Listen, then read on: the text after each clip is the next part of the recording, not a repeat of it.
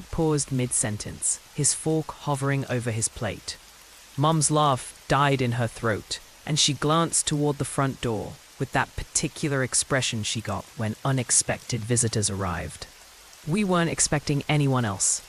The whole family was already here, gathered around the dining room table with its red tablecloth and flickering candles. I pushed back from the table and walked toward the front door, my socks sliding slightly on the hardwood floor. Through the frosted glass, I could make out a tall figure standing on our porch. When I opened the door, my breath caught in my chest. Marcus stood there, his shoulder-length hair damp from snow, wearing that same worn leather jacket I remembered from 5 years ago. But it wasn't just Marcus. In his arms, wrapped in a cream-colored blanket, was a baby. "Hey," Marcus said quietly, his voice rougher than I remembered. The baby stirred against his chest, making soft sleeping sounds that seemed impossibly loud in the sudden stillness. I couldn't find words. Behind me, I heard Mum's chair scrape against the floor, then her sharp intake of breath as she appeared in the hallway. Her pale blue eyes went wide, taking in first Marcus, then the bundle in his arms, then back to his face, as if she couldn't quite believe what she was seeing.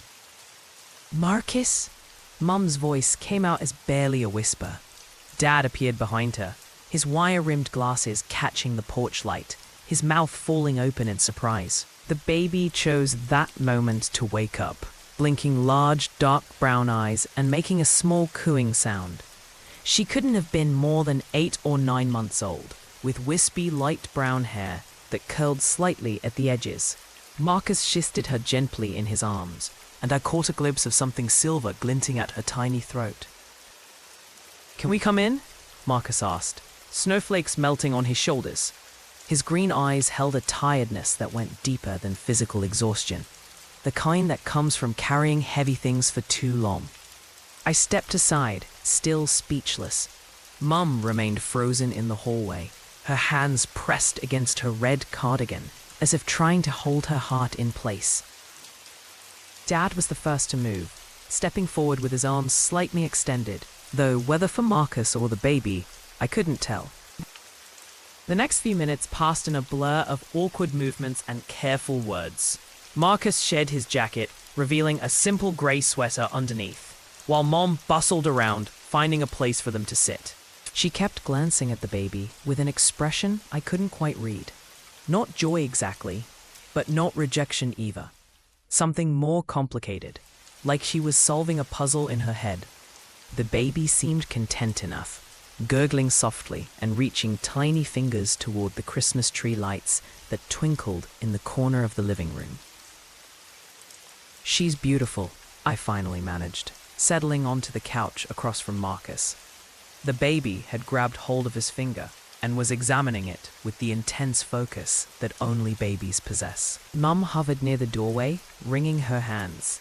Dad had returned to his usual spot in his recliner, but kept leaning forward as if he might spring into action at any moment. "What's her name?" The question came from Mum, her voice carefully controlled, though I could hear the tremor underneath. "Emma Rose," Marcus said, bouncing the baby gently on his knee. Something flickered across Mum's face at the middle name, quick as lightning, but unmistakable if you knew how to read her expressions. She gripped the back of the nearest chair, her knuckles going white. "Rose," she repeated, the word coming out strange and hollow. Marcus didn't seem to notice Mum's reaction. He was focused on Emma, who had started fussing slightly, making those pre-crying sounds that babies make when they're getting uncomfortable. "She's probably hungry," Marcus said, reaching into a worn canvas bag I hadn't noticed him carrying. He pulled out a bottle and began the practiced motions of preparing formula. Watching my brother handle a baby with such natural ease felt surreal. The Marcus I remembered had been impulsive, restless, the kind of person who couldn't sit still through a movie, let alone care for an infant.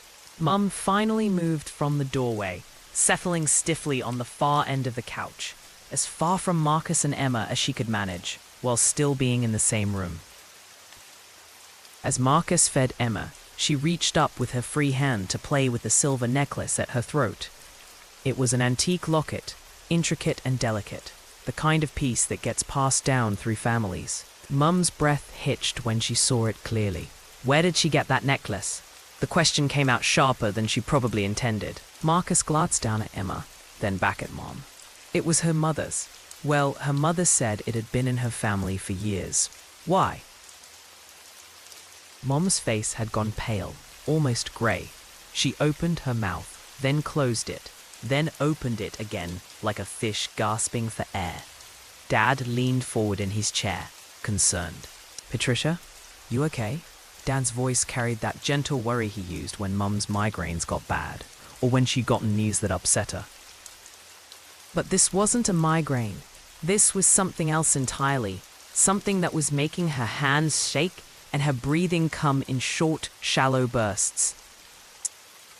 I'm fine, Mum said, though she clearly wasn't. She kept staring at the locket, her eyes tracking its movement as Emma played with it. It looks familiar. Marcus raised an eyebrow but didn't press. Emma had finished her bottle and was now making those satisfied baby sounds, milk-drunk and content. He lifted her to his shoulder to burp her, patting her back with gentle, practiced movements. The domesticity of it all felt strange in our living room, like watching a movie that had been spliced into the wrong film. We should probably get back to dinner, Dad suggested, though nobody moved. The food in the dining room was getting cold, but none of us seemed willing to break this strange spell that had settled over the house. Marcus nodded. Actually, that sounds good. I haven't had a home-cooked meal in, well, longer than I'd like to admit. He stood carefully, Emma still against his shoulder. Mum finally rose from the couch, moving like someone walking through deep water. We managed to resettle around the dining room table, though the easy warmth from earlier was gone. Marcus sat with Emma in his lap, occasionally feeding her tiny spoonfuls of mashed sweet potato that he'd asked Mum to prepare. The conversation was stilted, full of safe topics and careful questions. How had he been? Where had he been living? Was he working? Marcus answered in broad strokes, revealing nothing significant. But I noticed Mum wasn't eating. She was watching Emma with that same puzzled, troubled expression, like she was trying to remember something important. When Emma dropped her spoon, Mum automatically bent to pick it up. Their eyes met for a moment, grandmother and granddaughter, and something passed between them. Emma smiled, one of those pure baby smiles that transforms their entire face. But instead of smiling back, Mum's eyes filled with tears. She handed the spoon to Marcus without a word and excused herself to the kitchen.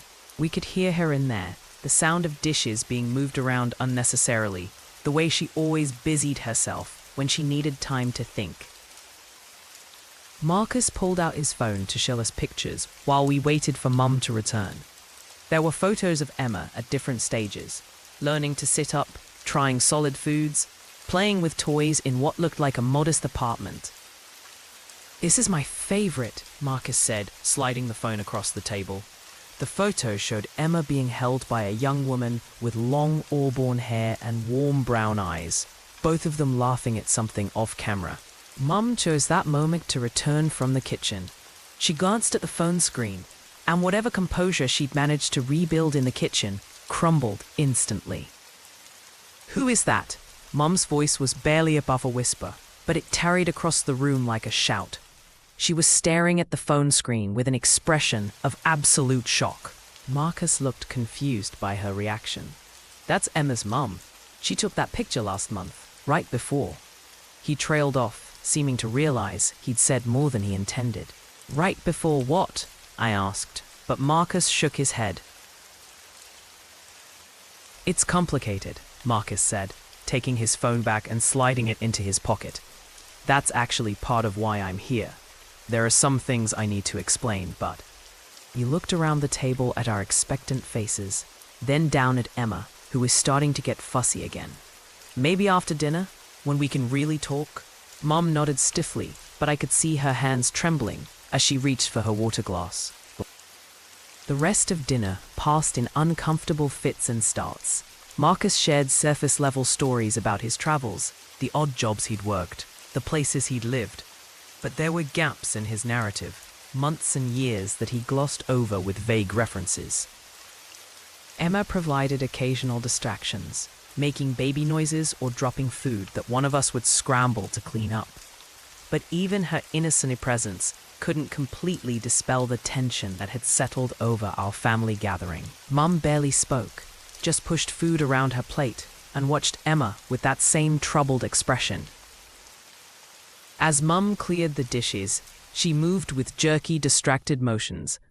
I watched her nearly drop a plate, catch herself, then stand still for a long moment, as if trying to remember what she was doing.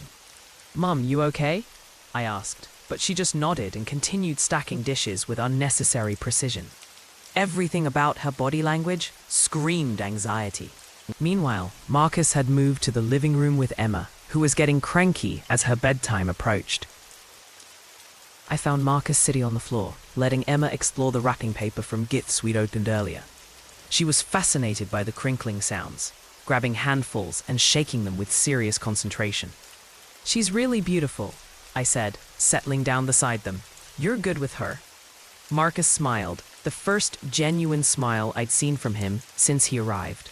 "She's the best thing that ever happened to me," he said quietly. "I never knew I could love someone this much." Dad appeared in the doorway, cleaning his glasses with careful, methodical movements. "Son," he said, and there was weight in that single word. "Whatever you need to tell us, we're family. We'll figure it out." Marcus looked up at him, and for a moment, I saw the little boy he used to be, the one who'd come running to Dad whenever he'd gotten in trouble or had a nightmare. "I hope so," Marcus said, but his voice carried doubt. Mum returned from the kitchen, having composed herself somewhat. She sat in her usual chair, hands folded in her lap, but I could see the tension in her shoulders, the way she held herself like she was bracing for impact. "Okay," Marcus said, lifting Emma and settling her against his chest. "I guess it's time I told you everything." The room fell silent, except for Emma's soft breathing and the tick of the grandfather clock in the corner. We all leaned forward slightly, like plants reaching towards sunlight. Marcus began with the day he left, the fight with Mom that had spiraled into something unforgivable, words that couldn't be taken back. He'd walked out angry and stayed away proud, working construction jobs and restaurant shifts across 3 states. "I was stubborn," he admitted.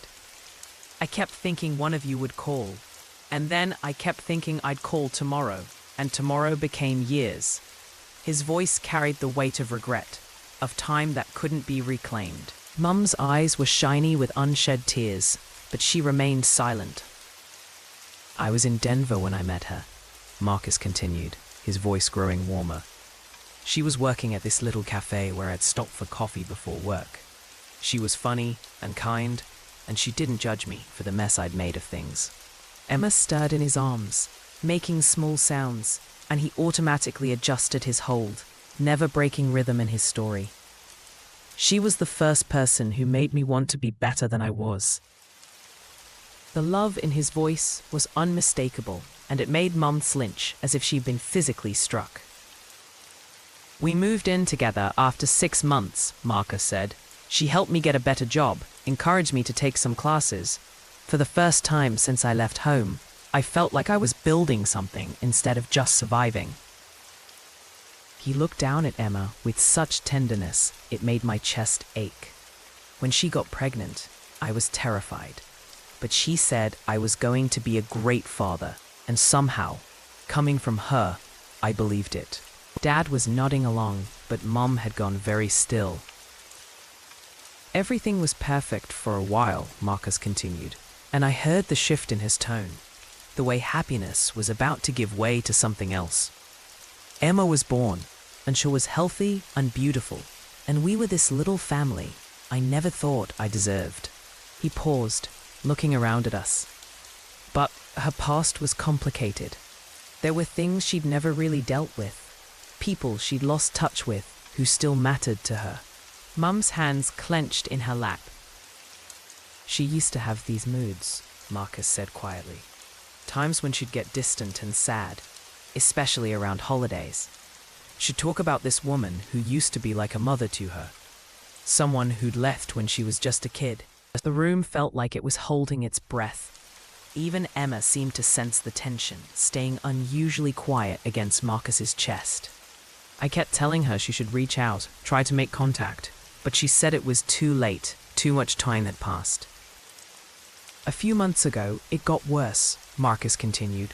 She became convinced that this woman, this mother figure, would never want anything to do with her. That she was better off pretending the relationship had never mattered. His voice grew strained.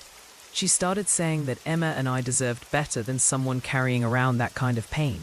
She started pulling away from us. Mom made a small sound, quickly stifled, but we all heard it. 2 weeks ago, she left, Marcus said simply. I woke up and she was gone. There was a note saying she loved us too much to keep dragging us down with her unresolved issues. The words hung in the air like smoke. Emma chose that moment to whimper, as if sensing the sadness in her father's voice. Marcus bounced her gently, making soft shushing sounds. That's when I decided to come home. I thought maybe if I could understand what real family looked like, I could figure out how to build one for Emma. Mum had been growing more agitated throughout Marcus's story, and now she leaned forward in her chair. Marcus, she said, her voice tight with some emotion I couldn't identify. I need to know something. Marcus looked at her expectantly. The grandfather clock ticked loudly in the silence. Emma gurgled softly, the only one in the room who seemed at peace. What is her name? Mum asked. The mother. I need to know her name. Marcus looked puzzled by the intensity of Mum's question. Why does that matter? He asked, but not defensively. More like he genuinely couldn't understand why she needed to know. It just does, Mum said, and her voice was shaking now. Please, Marcus, just tell me her name. Dad was looking back and forth between them, clearly sensing undercurrents he didn't understand. I felt like I was watching a slow-motion collision. 2 cars heading toward each other with no way to change course. Marcus hesitated, still confused by Mum's urgent need to know. Her name is Lena, he said finally. Lena Morrison. Well, it was Morrison. She never took my name. We weren't married yet. But... The rest of his words were lost in the sound of Mom's water glass hitting the hardwood floor. It shattered into pieces, water spreading across the wood in a dark stain. Mum was staring at Marcus with an expression of pure horror. Lena Morrison, Mum repeated, the name coming out like she was speaking a foreign language. Oh my God, Marcus, what have we done? Dad was on his feet, moving toward the broken glass, but Mom waved him away. Leave it, she said, never taking her eyes off Marcus. Lena Morrison, Thomas Morrison's daughter. Marcus went very still. You know her father? Mom's composure finally cracked completely. Know him, she said, and there was something between a laugh and a sob in her voice. Marcus, I lived with Thomas for 3 years. I helped raise Lena from the time she was 8 years old. The room went dead silent. Even Emma seemed to sense the shift, making small, fussy sounds as she picked up on the tension radiating from every adult in the room. That's impossible, Marcus said, but his voice lacked conviction. I was 26, Mum said, the words tumbling out now like she couldn't stop them.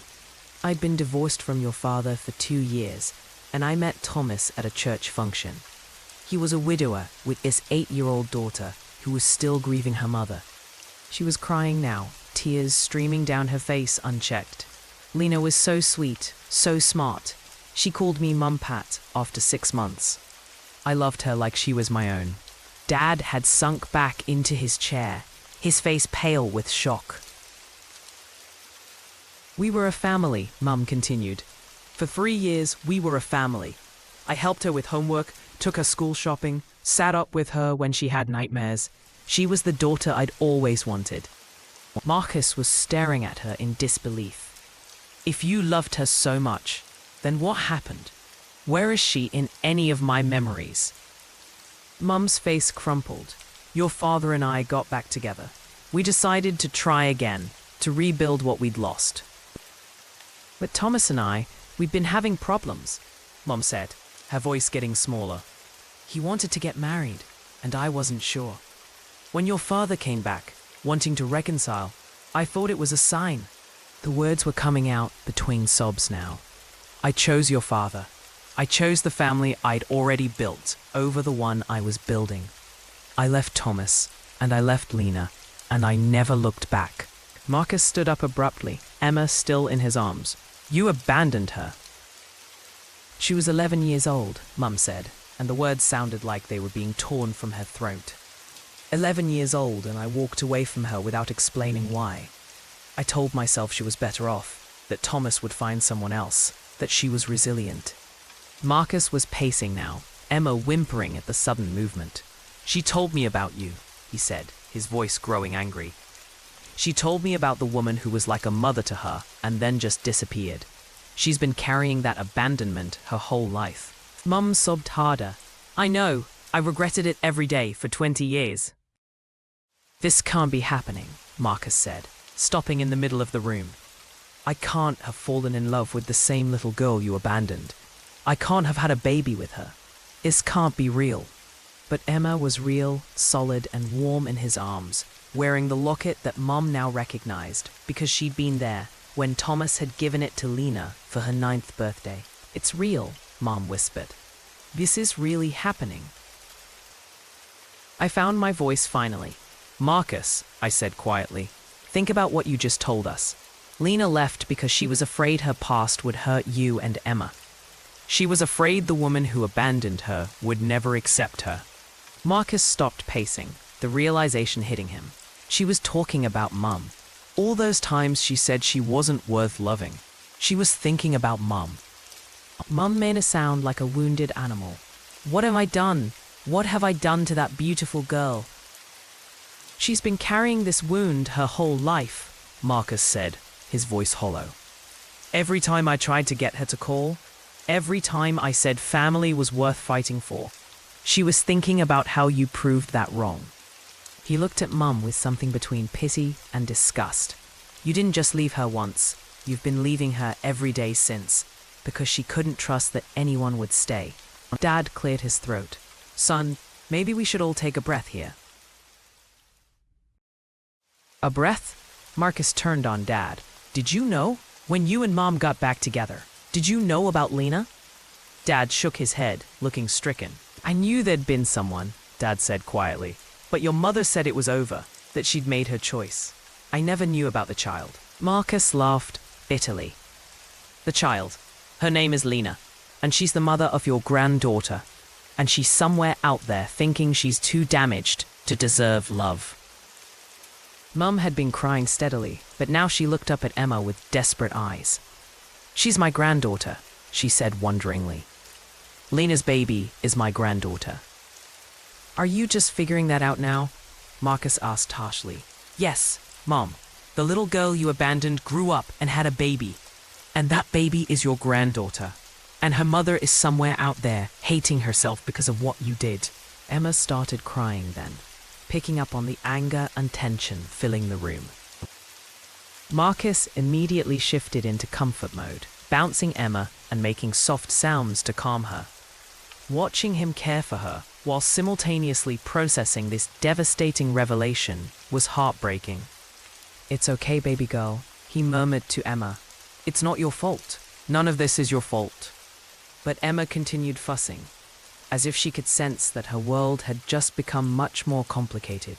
Mum reached out instinctively, then pulled her hands back, uncertain whether she had the right to try to comfort the granddaughter she just learned existed. Where is she now? Mom asked suddenly. Lena, where is she? Marcus looked at her with surprise, as if he hadn't expected her to care about Lena's whereabouts. I don't know, he admitted. She said she needed time to figure things out, but she wouldn't tell me where she was going. I've been calling and texting, but she won't answer. Mum stood up shakily. We have to find her. We have to tell her that I'm sorry, that I want to make this right. Do you? Marcus asked pointedly. Or do you just feel guilty because your past came back to bite you? Because there's a difference, Mum. Lena doesn't need your guilt. She's had enough of that. Mum flinched but didn't back down. I've thought about her every day for 20 years. I've wondered if she was okay, if she was happy, if she ever forgave me. I never stopped caring. I just didn't know how to fix what I'd broken. You could have tried, Marcus said simply. I did try once, Mom said quietly. About 5 years after I left. I drove by Thomas's house, planning to knock on the door and apologize. But Lena was in the yard. She was about 16, and she looked so happy. She was laughing with some friends, and I thought maybe she was better off without me. Marcus shook his head. She wasn't happy. She was performing happy. There's a difference. Emma had finally calmed down, but she was clinging to Marcus's shirt like she knew he was upset. Dad had been quiet through most of this exchange, but now he spoke up. Patricia, why didn't you ever tell me about trying to go back? We could have worked something out, some way to maintain contact. Mum looked at him with tired eyes. Because I was ashamed. Because I'd made a choice that hurt a child, and I didn't know how to admit that to you, or to myself, or to anyone. So you just let her think she wasn't worth coming back for, Marcus said. And now she's done the same thing, I said quietly, understanding dawning. She left you and Emma because she learned from Mom that when things get complicated, you run. Marcus nodded grimly. The note she left said she didn't want to drag us down with her issues. She was protecting us the same way she learned to protect herself when she was 11. Mum made another one of those wounded sounds. I taught her that. I taught her that leaving was easier than staying and fighting. She left because she loves you, Mom said, understanding flooding her voice. The same way I left because I thought it was better for everyone. But I was wrong. And she's wrong too. Maybe, Marcus said, but she's been wrong about this for 20 years because you never corrected it. You never showed her that someone could choose to stay. Emma gurgled softly, and Marcus looked down at her with such fierce protectiveness that it took my breath away. I won't let her grow up thinking she's not worth fighting for. Let me help, Mom said suddenly. Let me help you find her. Let me tell her I'm sorry, that I was wrong, that she was always worth coming back for. Marcus studied her face for a long moment. Why? So you can feel better about yourself? Because I'm not putting Lena through more pain just so you can clear your conscience. No, Mom said firmly, because Emma deserves to know her mother and Lena deserves to know she's loved. Prove it, Marcus said. If you really want to help, if you really care about Lena, and not just about feeling better about your past, prove it. Mum straightened her shoulders. How? She asked, and there was something in her voice I hadn't heard before, a determination that cut through the guilt and shame. Marcus was quiet for a moment, thinking. Emma had fallen asleep against his chest, exhausted by the evening's emotions. I have some of her things, Marcus said slowly. Personal things she left behind. If you really knew her, really loved her like you claim, you'll be able to tell me about them.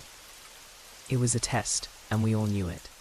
A way for Marcus to measure whether Mum's remorse was genuine, or just guilt-driven sentiment. Mum nodded, accepting the challenge. What kind of things? She asked, but Marcus shook his head. Marcus carefully shifted Emma and reached into his canvas bag. He pulled out a small wooden jewelry box, carved with intricate flowers. She kept this on our dresser, he said. Tell me about it. Mum's breath caught. I bought that for her 10th birthday. She saw it at a craft fair and fell in love with it. She kept her special treasures in it, things that mattered to her most. Marcus nodded, pulling out a worn paperback book. And this? Mom smiled through her tears. Charlotte's Web. We read it together when she had pneumonia that winter.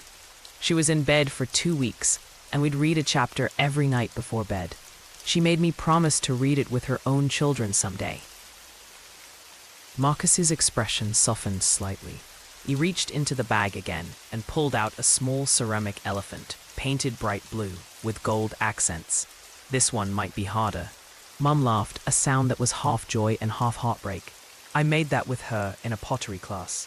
It was supposed to be a horse, but it looked more like an elephant, so we decided it was a magical elephant that granted wishes. She still believed that, Marcus said quietly. She told me it was her good luck charm. She'd hold it when she was worried about something and make a wish. The room fell silent as the weight of these shared memories settled over us. Mom had been telling the truth about loving Lena, about the relationship they'd had. And Lena had kept these mementos all these years, proof that she'd never forgotten either. She kept all of it, Mom whispered. She kept our memories. Marcus sat back down, Emma still sleeping peacefully against him. She did, he said, and his voice was gentler now.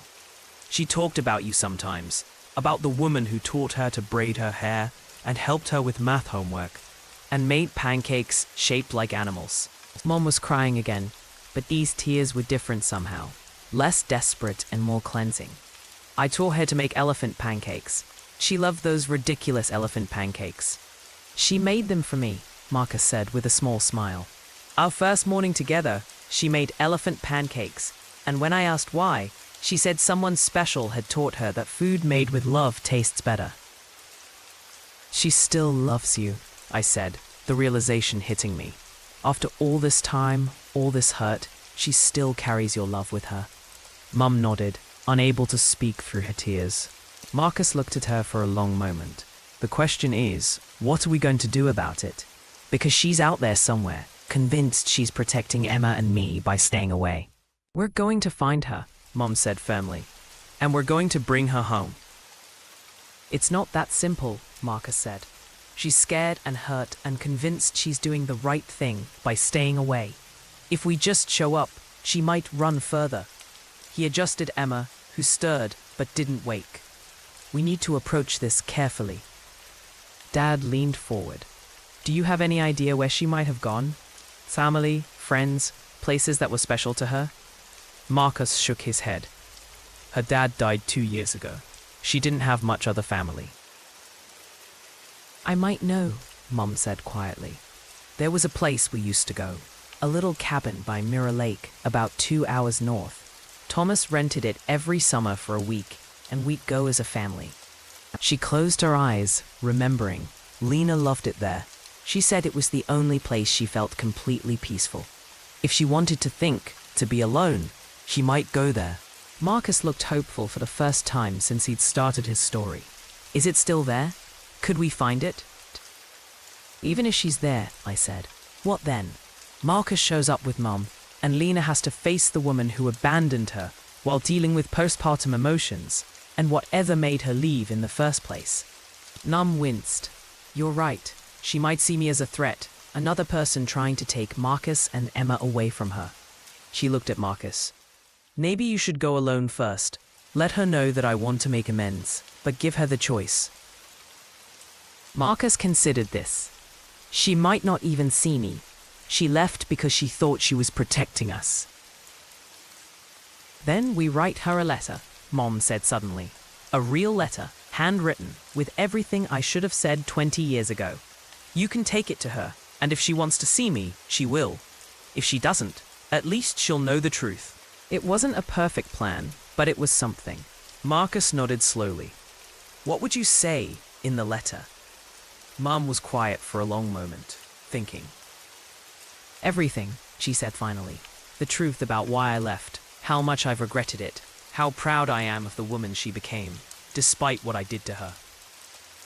Mom went to the kitchen and returned with paper and a pen. She sat at the dining room table, staring at the blank page for several minutes before she began to write. We watched her pour 20 years of regret onto paper, her handwriting shaky with emotion. Emma slept on, unaware that her future was being decided by adults, trying to undo decades of hurt. When Mom finally finished, she folded the letter carefully and handed it to Marcus. Whatever she decides, I'll respect it. But she deserves to know she was loved. Marcus looked at the letter, then at Emma, then at us. I'll leave tomorrow morning. The cabin's not hard to find if it's the place I think you mean. He paused. What if she's not there? Then we keep looking, Mom said simply. For as long as it takes. That little girl deserves a family that doesn't give up on her. Dad reached over and took Mom's hand. We'll all keep looking, he said quietly. All of us. That night, none of us slept well.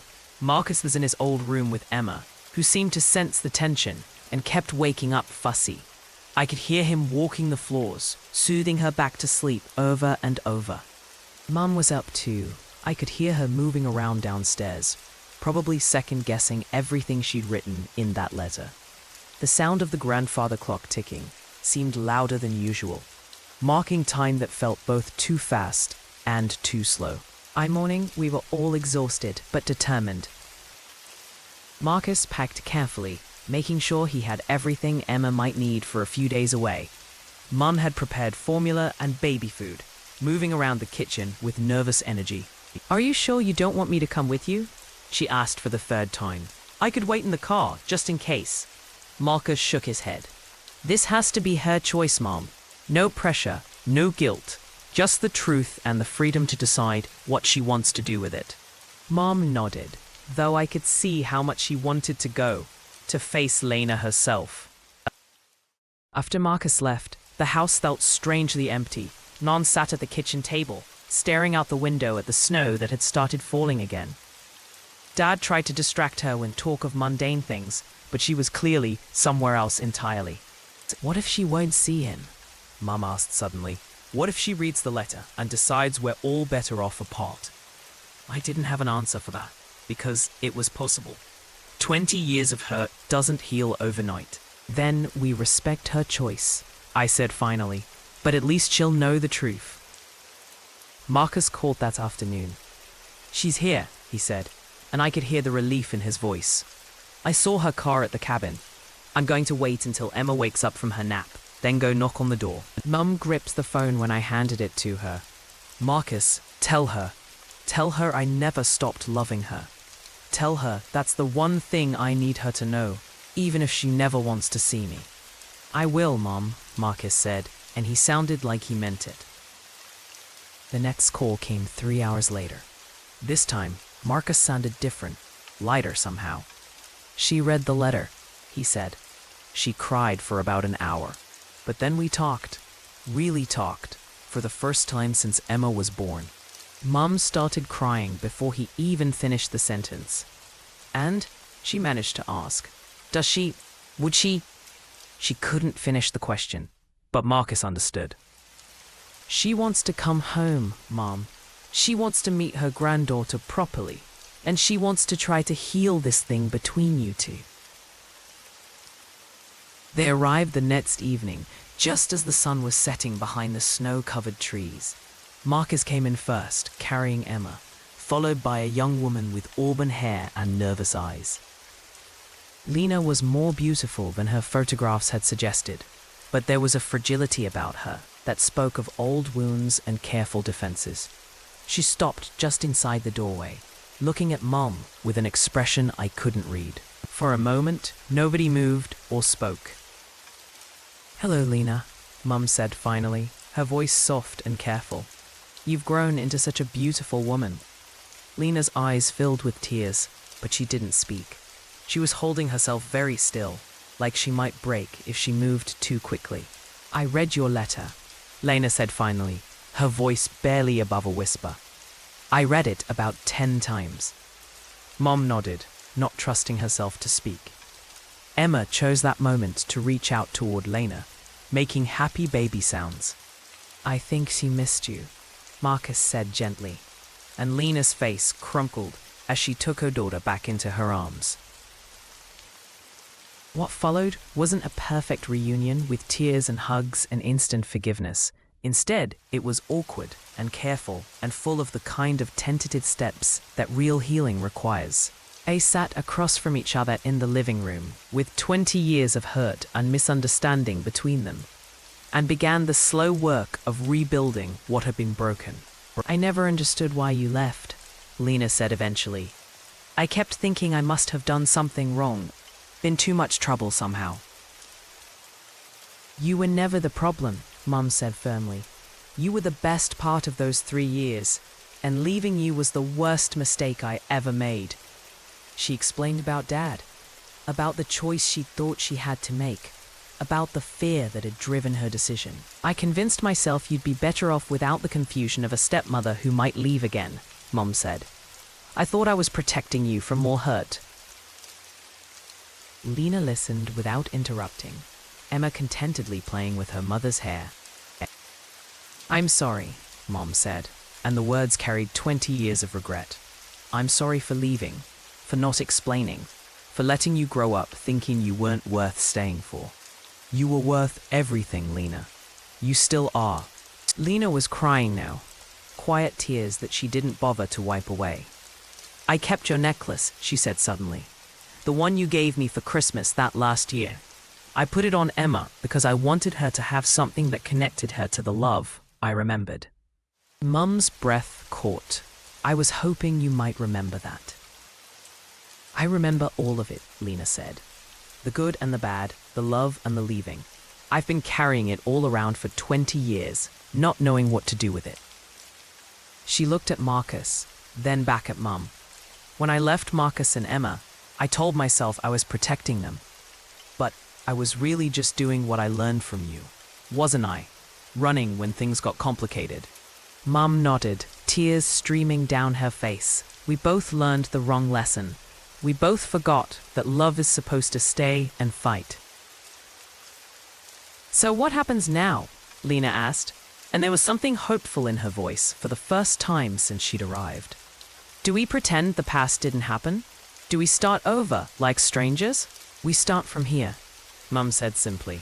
With the truth and the apology and the choice to do better. We build something new on the foundation of what we had before, but stronger this time. Lena looked at Emma, who was reaching for the Christmas tree lights with determined baby focus.